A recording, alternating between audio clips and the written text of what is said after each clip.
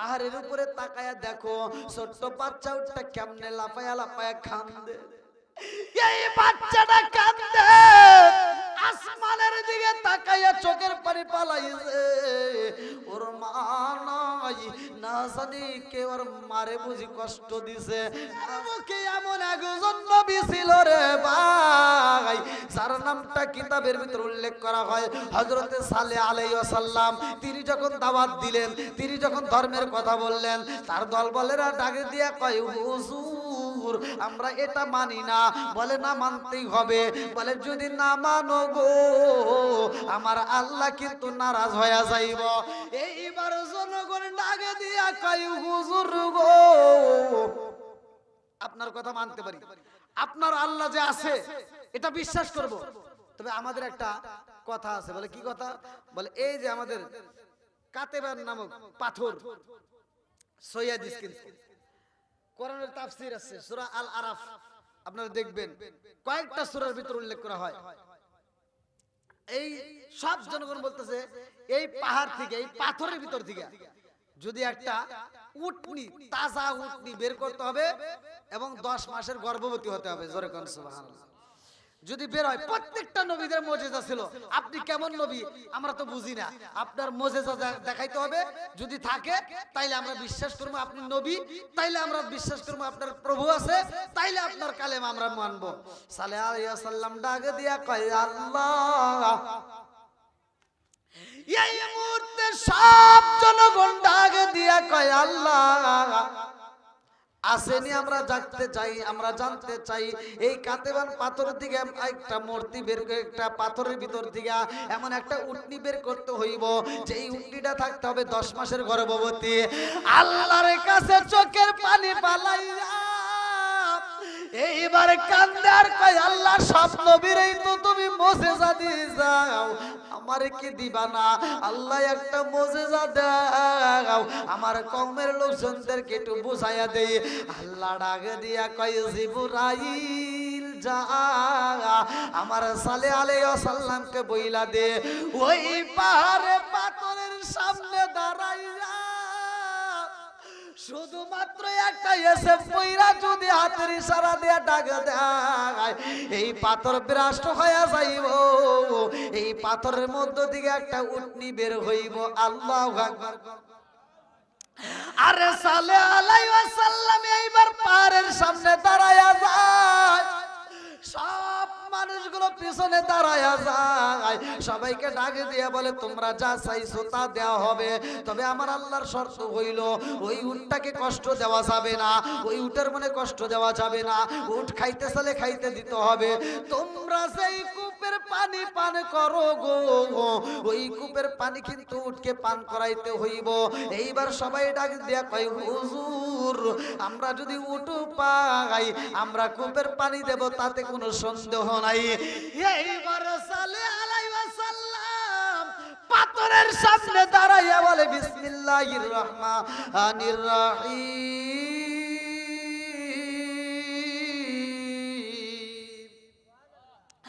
এইবার ডাক দিয়া কয়, উটনি রে আমার আল্লাহর হুকুমে চইলা আসবো। একটা ডাক মারার সাথে সাথে এইবার পাথর ভ্রষ্ট হয়ে যায়, এই পাথরের মধ্য থেকে একটা উটনি বের হয়। বন্ধুরা রে আমার এইবার যখন পাথরের ভিতর দিকে এইবার তাজা উট বের হয়ে আসে, সব জনগণ ডাক দিয়া কয়, হুজুর বুঝা পালাইছে আপনি নবী, এতে কোনো সন্দেহ নাই। আল্লাহু আকবার। এইবার সালেহ আলাইহিস সালাম ডাক দিয়ে কয়, উটনিরে কষ্ট দেওয়া যাইব না, এই উটরে যদি কষ্ট দাও আমার আল্লাহ কিন্তু সইতে পারবে না, এই উটরে কষ্ট দিলে আল্লাহ কিন্তু গজব দিব। এইবার গজবটা ছিল কি, এ বাজান কিতাবের ভিতর উল্লেখ করা হয়, তাফসীর কারক উল্লেখ করে, এইবার এই উটকে কষ্ট দেওয়ার কারণে 3টা গজব আমার আল্লাহ দিব। এই দুনিয়ার বুকে আমরা যদি পাপ কাজ করি রে ভাই গজব আসে না। কারণ কি ভালো করে শুনে নাও। সাল্লাল্লাহু আলাইহি ওয়াসাল্লাম বলে উটের মনে কষ্ট দেওয়া যাবে না, উটকে পানি পান করাইতে হইব। আরে কূপের সামনে যখন উটকে পানি পান করাইতে যায়, এই উটটা এত পানি পান করে রে ভাই, গ্রামের মানুষ আর পানি পায় না। এইবার উট যেই দিন পানি পান করে ওই দিন গ্রামের মানুষ পায় না, এইবার পরের দিন গ্রামের মানুষ পায়, উট পায় না। এরকম ভাবে মিল করে দেওয়া হয়। একদিন উট পায় আর একদিন মানুষ পায়, একদিন উট পায় আর একদিন মানুষ পায়। এইবার সব জনগণ ডাকে দিয়া কয় হুজুর পানি ছাড়া চলবে না, এই উটে পানি খায়, এটা তো মাইনা নেওয়া যেতে পারে না। বলে তাইলে কি করবা? বলে আমাদের পানির প্রয়োজন। আল্লাহ ডাক দিয়া কয় জিবরাইল আমার সাল্লাল্লাহু আলাইহি ওয়াসাল্লামকে বইলা দাও, এই যে একটা উট আমি আল্লাহ দান করে দিছি গো, এই উটটাকে সাল্লাল্লাহু আলাইহি ওয়াসাল্লাম রাখবে যত্ন কইরা। এই উটটাকে দুধ দিতে বলবো, আমি আল্লাহ হুকুম দিয়া দিলাম। এই উটটা যত পরিমাণ দুধ দিব গো, এই দুধগুলো সবার মাঝে বন্টন করে দিবে। উটটা যেই দিন পানি পান করবে ওই দিন এই এলাকার ভিতরে উটের দুধগুলো বন্টন করে দেওয়া হবে। উট শুধু কূপের পানি পান করবো যেই দিন, গ্রামের মানুষ ওই দিন সবার ঘরে ঘরে দুধ পাইব। আল্লাহু আকবার। এইবার সাল্লাল্লাহু আলাইহি ওয়াসাল্লাম ডাক দিয়া কয় জগৎবাসীরা আমার আল্লাহ বইলা দিছে উটের দুধ পান করবা, এটা তোমাদের জন্য হালাল। সেই দিন উট পানি পান করবে ওই দিন তোমরা পানি নিতে পারবা না, সেই দিন উট পানি পান করবে ওই দিন তোমরা শুধু দুধ নিবা। আল্লাহু আকবার কোন। সব মানুষ খুশি হয়ে যায় রে, সবার ঘরে ঘরে দুধ চইলা যায়, সব মানুষ খুশি হয়ে যায়। এইবার কিছু বেঈমান ছিল, এমন একটা লোক ছিল যেই বেঈমানটা, এইবার তার একটা সুন্দরী মেয়ে ছিল রে ভাই। কিতাবের ভিতর তাফসীরের ভিতর উল্লেখ করা হয়, আমি নিজে পড়ছি, তাফসীরের ভিতর উল্লেখ করা হয় এই বেঈমান ডাক দিয়া কয়, সাতজন যুবকরে ডাক দেয়, আমার সুন্দরী একটা মেয়ে আছে গো, এইবার সাল্লাল্লাহু আলাইহি ওয়াসাল্লামের উটকে যদি হত্যা করতে পারো আমার সুন্দরী মেয়েটাকে তার সাথে বিয়ে দিব, যে হত্যা করবে তার সাথে বিয়ে দিব। শুধু তাই না, তাকে স্বর্ণ মুদ্রা পুরস্কার দেওয়া হইব। সাল্লাল্লাহু আলাইহি ওয়াসাল্লাম উটটারে ছাইরা দিছে রে ভাই। এই উটটা সারাদিন চরার ভিতরে খায়, এইবার সন্ধ্যার দিকে আবার বাড়িতে চলে আসে। এই বেঈমানের সাতজনে মিলা গেছে রে ভাই, উটটাকে মারতে চায়। সবাই বলে উট যেই দিন পানি খায় আমরা পানি পাই না, এটা হতে পারে না, এই উটটাকে আমরা মারতে চাই। উটের কিন্তু বাচ্চাটা ছিল, লম্বা একটা ঘটনা, আমি সংক্ষিপ্ত করে মূল পয়েন্টটা খালি আপনাদের মাঝে জানাই। এইবার মা উটটাকে নিয়ে যায় রে পাহাড়ের পাশে যাইয়া গো, এই উটটাকে যখন হত্যা করে পালাইছে, ছোট্ট বাচ্চা উটটা পাহাড়ের উপরে উঠা গেছে গো। এই বাচ্চা উটটা পাহাড়ের উপরে উঠা দুইটা চোখের পানি সাইরা দিয়া কাঁদে, দুইটা চোখের পানি সাইরা দিয়া কান্দে, আর আসমানের দিকে মুখটা তুইলা দিয়া চোখের পানিগুলো টপ টপ করে ফালায়। এই কান্নার আওয়াজে গ্রামের ভিতর সইরা গেছে গো। এই কান্নার আওয়াজ পাইয়া সাল্লাল্লাহু আলাইহি ওয়াসাল্লাম ডাক দিয়া কয়, জগৎবাসীরা রে, এই বাচ্চা উট তো পাহাড়ের উপরে উঠতে পারবে না, এই বাচ্চা উটটা পাহাড়ের উপরে উঠছে কারণটা কি? আমার মনে বলে রে না জানি কে এই উটটাকে হত্যা করে পালাইছে, মা উটটাকে। বাচ্চা উট সইতে পারে না, জনম দুঃখনি মায়ের জন্য কান্দে গো, না জানি উটটাকে কে কষ্ট দিছে। এই বইলা সাল্লাল্লাহু আলাইহি ওয়াসাল্লাম ডাক দিয়া কই, জগৎবাসীরা আইরে আয়, মা উটটাকে তালাশ করতে চাই। আল্লাহু আকবার। আরে কেমনে বুঝাই রে ভাই, এইবার গ্রামের মানুষ চারদিক দিয়ে বেষ্টন করে পালাইছে। হুজুর এই উটটাকে কে মারবে এটা তো সম্ভব না। সালেহ আলাইহিস সালাম কয় দেখছো নি পাহাড়ের উপরে তাকায়া দেখো ছোট্ট বাচ্চা উটটা কেমনে লাফায়া লাফায়া কান্দে। এই বাচ্চাটা কান্দে আসমানের দিকে তাকায়া চোখের পানি পালাইছে। ওর মা নাই, না জানি কে ওর মারে বুঝি কষ্ট দিছে, না জানি কে ওর মারে বুঝি কষ্ট দিয়া মাইরা পালাইছে।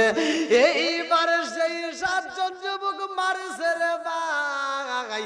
ওরা সালেহ আলাইহিস সালামের কাছে ডাকে দিয়া কয় হুজুর উট যদি মারা যায় তাতে কি হইব?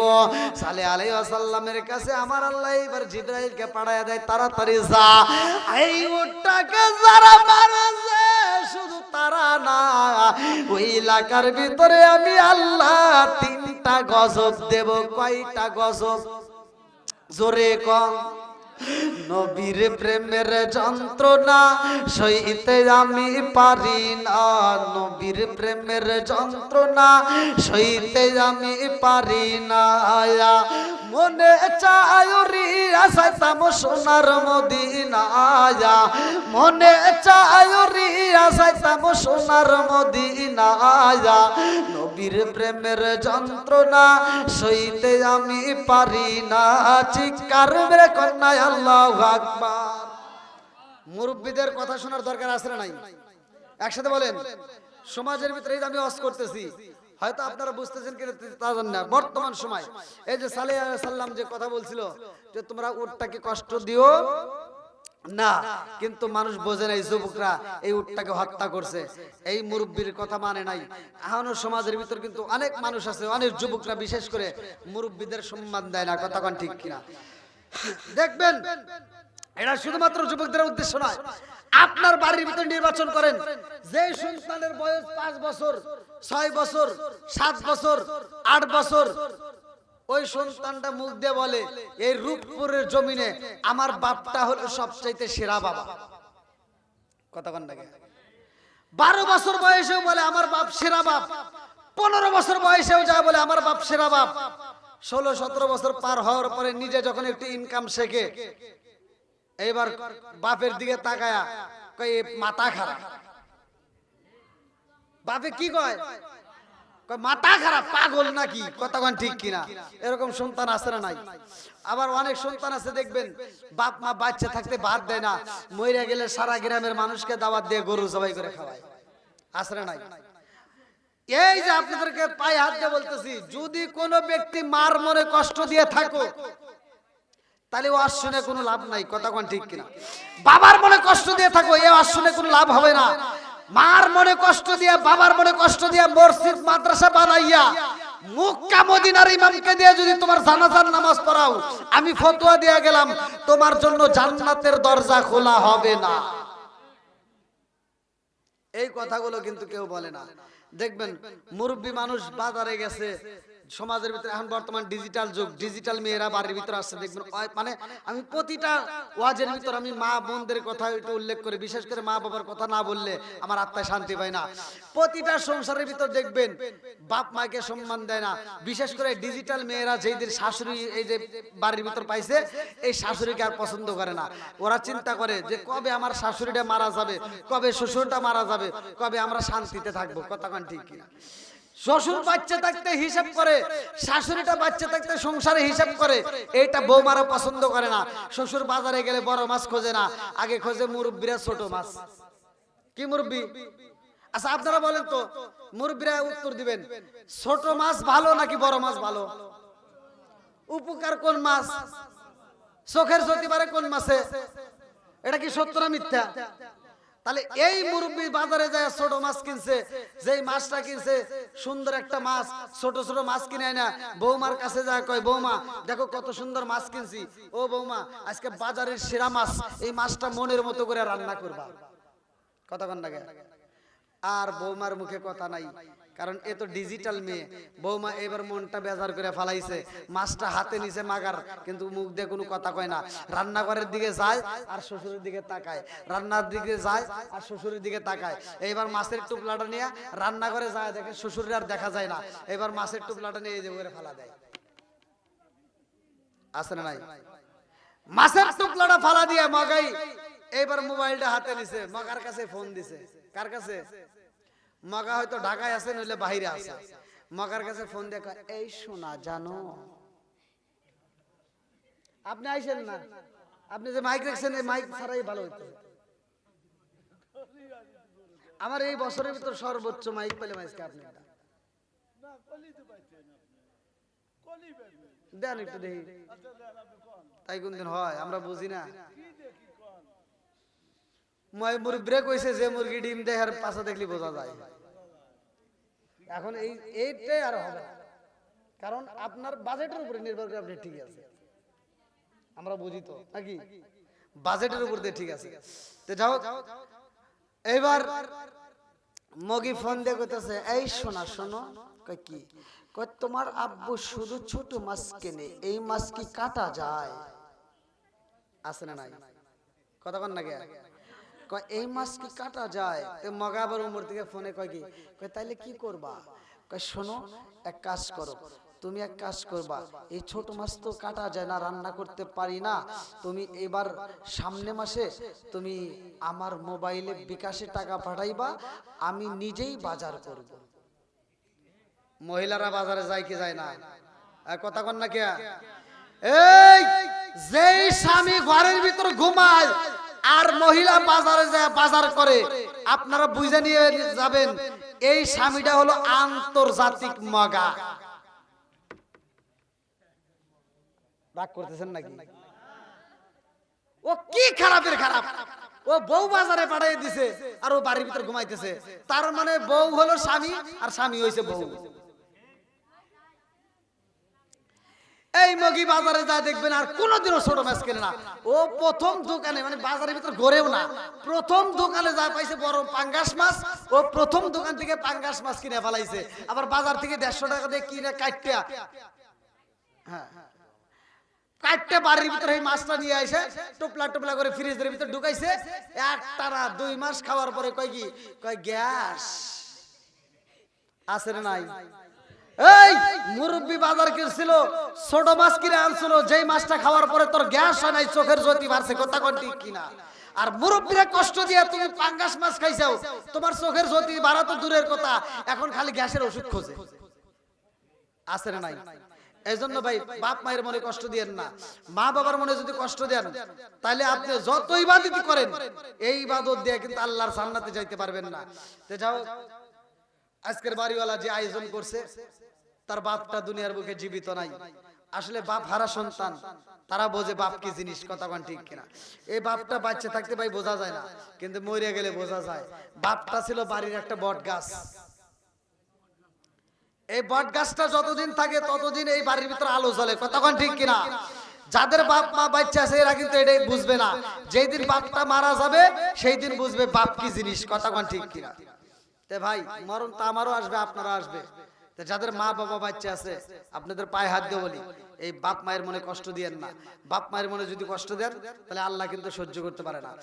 আর বিশেষ করে আমি যে আলোচনাটা করতেছি আপনারা জানেন, এই উটনিটাকে কষ্ট দেওয়ার কারণে, এই উটনিটাকে হত্যা করার কারণে আল্লাহ তাআলা 3টা গজব দিবে, যেটা আমি নিজে পড়ছি, তাফসীরের ভিতরে উল্লেখ করা হয় 3টা গজব। এই 3টা গজবের মধ্যে 3টা গজবের ভিতরে একটা হলো তাদের শরীরে বুধবারের দিনটা ছিল বুধবার, তাফসীরের ভিতরে এইভাবে আসছে, দিনটা ছিল বুধবার, যেই দিন তাদের শরীরটা এমন ভাবে সাদা বর্ণ হয়েছে, সাদা বর্ণ ধারণ করছে, এলাকার মানুষজন সব অবাক হয়ে গেছে, কে রে আমাদের সবার শরীরটা এরকম হলো, তার মানে নবী যে বলছে নবীর কথা সত্য। আগামীকাল 16 ডিসেম্বর, তাই না? তো যাও, এই যে আর সময় নেই, অল্প সময়ের মধ্যেই, আর মাত্র কয়েকটা মিনিট। তো যাও, আমরা দীর্ঘ সময় কথা বলেছি। আল্লাহ তাআলা বক্তা শ্রোতা উভয়কে কবুল করুক, এবং যাদের মা নেই বাবা নেই ওই বাবা মায়ের কবরটাকে আল্লাহ জান্নাতের বাগান করুক, সবাই কোন আমিন।